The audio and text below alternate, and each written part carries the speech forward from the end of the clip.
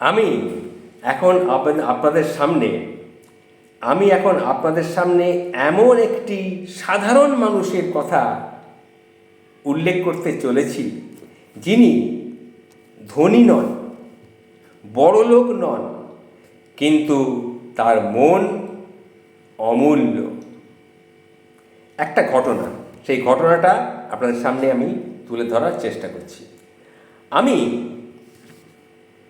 একটা জায়গায় যাচ্ছিলাম, আমার পকেটে বেশ কিছু টাকা ছিল। টাকা মানে ধরুন 1,000-5 টাকা হবে, 500 টাকার নোট। আমি রাস্তা দিয়ে যাচ্ছিলাম, পকেটে টাকাটা ছিল, এবং সেখানে দেখলাম একজন ফুটে বসে আম বিক্রি করছে, আম বিক্রেতা। তিনি সেখান থেকে আম বিক্রি, আমার আম কেনারও খুব প্রয়োজন ছিল, তাই ভাবলাম যে আমটা কিনে নিয়ে চলে যাই, যেখানে যাচ্ছি সেখানে টাকাটা আমাকে দিতে হবে, সেই জায়গায় টাকাটা আমাকে দিয়ে আমি আবার বাড়ি চলে আসব।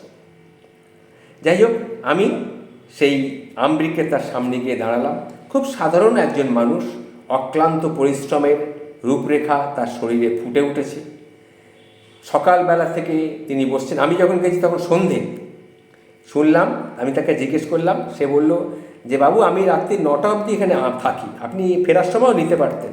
তখন আমি তাকে বললাম, না, আমি ফেরার সময় হয়তো অন্য রাস্তা দিয়ে ফিরতে পারি, এখন আমি তোমার আমগুলো থেকে ভালো লাগলো, আমগুলো তোমার থেকে কিনছি বলে তার থেকে আমি 2 কেজি আম কিনলাম। কেনার পর আমি সেখান থেকে চলে গেছি। চলে যাওয়ার পর আমি যেখানে গেছি টাকাটা দেওয়ার জন্যে, সেখানে গিয়ে দেখি আমার পকেটে টাকাটা নেই। তখন আমি বুঝলাম যে তাড়াহুড়োর মাথায় পকেটে যেভাবে হোক আমার টাকাটা যে ছিল সেটা পড়ে গেছে। কোথায় পড়েছে এটা বুঝতে না পেরে আমি আবার ঘুরে এলাম। প্রায় আস্তে আস্তে মানে সেখানে আমি যাকে টাকা দিতে গেছিলাম, সেটা এই আম বিক্রেতার কাছ থেকে প্রায় 10 থেকে 12 মিনিট হাঁটা পথ। সেখান থেকে আবার ঘুরে এলাম, এসে তাকে বললাম, ভাই, এখানে কোনো কিছু টাকা পয়সা কিছু ফেলে গেছি আমি? তখন সেই আম বিক্রেতা বললেন, হ্যাঁ, এই তো আপনার নিন না, আপনার টাকাটা, আপনি যখন আমাকে আমের দাম দিচ্ছিলেন আপনার এই টাকার বান্ডিলটা পড়ে গেছিল, তা আমি তুলে রেখেছি। আমি জানি যে আপনি হয়তো খুঁজতে নিশ্চয়ই আসবেন, তা টাকাটা গুনে দেখুন। আমি তখন সেই আম বিক্রেতার দিকে অপলক দৃষ্টিতে তাকিয়ে থাকলাম।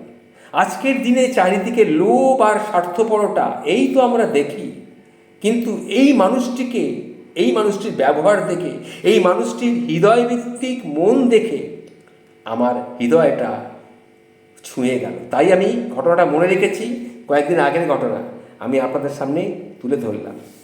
তারপরে আমি সেই টাকাগুলো নিলাম, টাকাগুলো আর গুনলাম না, কিন্তু টাকাগুলো তিনি তো ইচ্ছে করলে নাও ফিরিয়ে দিতে পারতেন, তিনি তো বলতে পারতেন না এখানে টাকা পয়সা কিছু পড়েনি। কিন্তু তার মনটা দেখুন, কত বড় মানসিকতা সে। ওই যে প্রথমেই বলেছিলাম যে তিনি কিন্তু ধনী নন, তিনি বড়লোক নন, কিন্তু তার হৃদয়টা, তার মনটা অমূল্য, বিশাল ধনী মনের মানুষ। এটাই আমরা এই ঘটনা থেকে শিখতে পারি। এই ঘটনাটা কিন্তু সত্যিকার একটা ঘটনা, আমার জীবনের ঘটনা। সততা কোনো ব্যাংক ব্যালেন্সে মাপা যায় না, বুঝতে পেরেছেন? সততা ব্যাংক ব্যালেন্সে মাপা যায় না। সত্যিকারের ধনী তারাই যারা মূল্যবোধে ধনী। ভালো থাকবেন। এই যে ঘটনাটি যদি ভালো লেগে থাকে সবার কাছে ছড়িয়ে দিন। ভালো থাকবেন।